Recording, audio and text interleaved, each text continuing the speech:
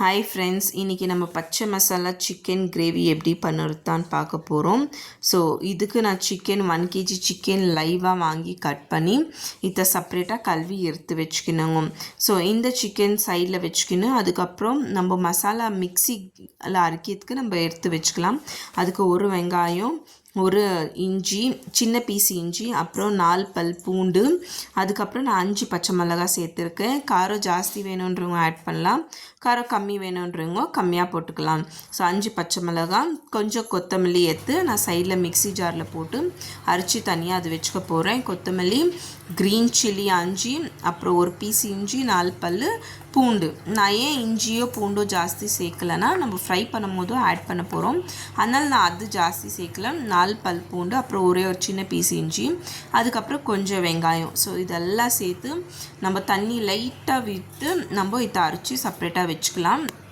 இந்த சைடில் பேன் ஹீட்டாக இருந்துமே இந்த ஆயிலை ஆட் பண்ணி, அப்புறம் ஆயில் ஜாஸ்தி வேணும்னு நினைக்கிறவங்க ஆயில் ஜாஸ்தி சேர்த்துக்கலாம், கம்மியாக வேணும்னு நினைக்கிறவங்க கம்மியாக சேர்த்துக்கலாம். நான் இப்போ எங்களுக்கு எப்படி தேவையோ நான் அப்படி ஆயில் ஆட் பண்ணியிருக்கேன். அதுக்கப்புறம் பெரிய வெங்காயம் 1 ஆட் பண்ணியிருக்கேன் நான். அந்த பெரிய வெங்காயம் 1 பொடியாக கட் பண்ணி இப்போ இதில் சேர்த்துக்கலாம். சேர்த்துட்டு இது ஒரு மாதிரி கோல்டன் ப்ரௌனிஷ் ஆகிற வரைக்கும் நம்ம ஃப்ரை பண்ணணும். அப்புறம் இந்த வெங்காயம் இப்படி ஃப்ரை ஆகிறதுக்குள்ளே நம்ம அங்கே மிக்ஸி ஜாரில் ரெடி பண்ணி வச்சோம்ல, அதை நம்ம அரைச்சி வச்சுக்கலாம். ஸோ அதில் கொஞ்சம் தண்ணி சேர்த்து அரைச்சி அதை சைடில் வச்சுக்கலாம். இது வெங்காயம் இப்படியே ஃப்ரை பண்ணினே இருக்கணும். ஒரு மாதிரி கோல்டன் ப்ரௌனிஷ் ஆகிற அளவுக்கு நம்மளுக்கு தெரியும் போது அப்போ நம்ம இஞ்சி பூண்டு பேஸ்ட்டு சேர்த்துக்கலாம். நான் இதில் 1.5 ஸ்பூன் இஞ்சி பூண்டு பேஸ்ட்டு ஆட் பண்ணியிருக்கேன். நான் இதில் ஏன் ஜாஸ்தி சேர்க்கலாம், நம்ம அதுலேயும் மிக்ஸி ஜார்லேயும் நம்ம அரைக்கிறதுக்கும் சேர்த்துக்கிறதுனால நான் இதில் ஜாஸ்தி சேர்க்க போகல. 2லேயும் நம்ம ஜாஸ்தி போட்டாக்கா அந்த இஞ்சி பூண்டு ஸ்மெல் தான் இருக்கும் நம்மளுக்கு சிக்கனில். அதனால நான் இதில் 1.5 ஸ்பூன் தான் எடுத்திருக்கேன். இந்த இஞ்சி பூண்டு பேஸ்ட்டு ஃப்ரை ஆனதுமே பாருங்கள், இந்த மாதிரி கோல்டன் ப்ரௌனிஷாக ஆகும்போது நம்மளுக்கு தெரியும். அப்போ நம்ம என்ன பண்ணலாம், சிக்கன் ஆட் பண்ணலாம். ஸோ இன்னும் கொஞ்சம் இது ஃப்ரை ஆகணும். ஸோ அந்த மாதிரி ப்ரௌனிஷாக ஆகும்போது நம்ம சிக்கன் ஆட் பண்ணிக்கலாம். இன்னும் கொஞ்சம் இது ஃப்ரை ஆகணும். அதுக்குள்ளேயும் நம்ம இந்த பேஸ்ட்டை ரெடி பண்ணிக்கிறது பாருங்கள், கொஞ்சம் லைட்டாக தண்ணி சேர்த்து தரைச்சி சைடில் வச்சுக்கலாம். ஸோ இப்போது அங்கே கோல்டன் ப்ரௌனிஷாகவும் ஆயிடுச்சு. இப்போ நம்ம இந்த கழுவி வச்ச சிக்கனை அதில் கொஞ்சம் கொஞ்சமாக சேர்த்துக்கலாம். இது நம்ம கொஞ்சம் கொஞ்சமாக போட்டுட்டு அதுக்கப்புறம் கீழேருந்து நம்ம ஃப்ரை பண்ணி விடும் போது அப்போ எல்லாத்துக்கும் ஆட் ஆகும், எல்லா பீஸ் சிக்கனுக்கும். ஸோ எல்லா சிக்கனும் இதில் போட்டுட்டு அதுக்கப்புறம் நம்ம கீழேருந்து நல்லா பெரட்டி விடணும். ஸோ அந்த இஞ்சி பூண்டு பேஸ்ட்டு எல்லா சிக்கனுக்கும் அந்த கவுச்சி ஸ்மெல் எடுக்கிற அளவுக்கு நம்ம அதை ஃபுல் பெரட்டி விட்டுட்டு அதுக்கப்புறம் இதில் என்ன பண்ணலாம், நம்ம டர்மரிக் சேர்க்கலாம், அதாவது மஞ்சள் தூள் சேர்க்கலாம். ஸோ இந்த மாதிரி ஃபஸ்ட்டு இஞ்சி பூண்டு பேஸ்ட்டு நம்ம எல்லா சிக்கனுக்கும் ஒட்டுற மாதிரி நம்ம நல்லா ஃப்ரை பண்ணிக்கணுங்க. அப்புறம் இது ஃப்ரை பண்ணிவிட்டு இது ஒரு 2 minutes விடலாம். ஏன்னா அந்த சூட்டுக்கு அந்த இஞ்சி பூண்டு ஸ்மெல் எல்லாத்துக்குள்ளேயும் ஆட் ஆகும். இப்போ நம்ம மஞ்சள் தூள் சேர்த்துக்கின்னு அதுக்கப்புறம் திரும்பவும் நம்ம ஃபுல்லாக அதை பெரட்டி விடணுங்க. அந்த மஞ்சள் தூள், இஞ்சி பூண்டு பேஸ்ட்டு எல்லாமே எல்லா பீஸ் சிக்கன்லேயும் ஆட் ஆகி அந்த கவுச்சி ஸ்மெல்லு போயிடும். ஸோ இப்படி ஒரு 5 minutes நீங்கள் விட்டுட்டு தான் இப்போ பச்சை மசாலா இதில் ஆட் பண்ணிக்கலாம். ஸோ நம்ம இந்த அரைச்சி வச்ச பச்சை மிளகா கொஞ்சம் தண்ணி சேர்த்து இதில் ஆட் பண்ணிவிட்டு அதுக்கப்புறம் அத்தை கூட நல்லா நம்ம கிளறி விடணுங்க.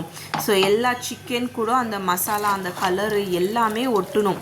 அப்போது அந்த மாதிரி நம்ம ஒரு 2 minutes ஆகுது நம்ம பெரட்டினே இருக்கணும்.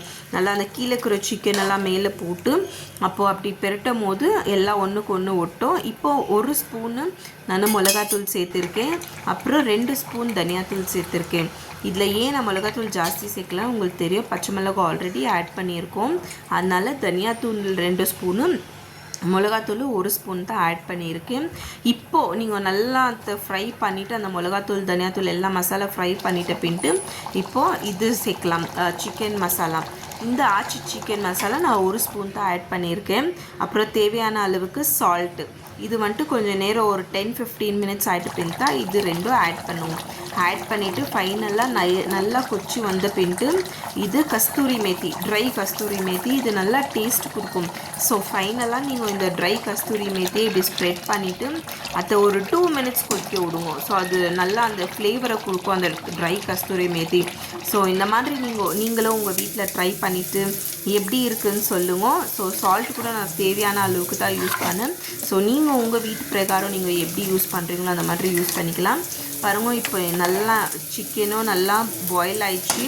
ஸோ ஸோ இதை பார்க்கலாம் நீங்கள் எல்லா சிக்கன் பீஸ்லேயும் அந்த கலரும் சரி அந்த கிரேவியும் சரி நல்லா நம்மளுக்கு வந்திருக்கு. ஸோ இது வந்துட்டு நம்ம தால் வச்சுன்னு கூட சாப்பிட்லாம், இல்லை இதுலேயே கூட பெரட்டி சாப்பிட்லாம். பாருங்கள் இந்த மாதிரி வந்திருக்கு.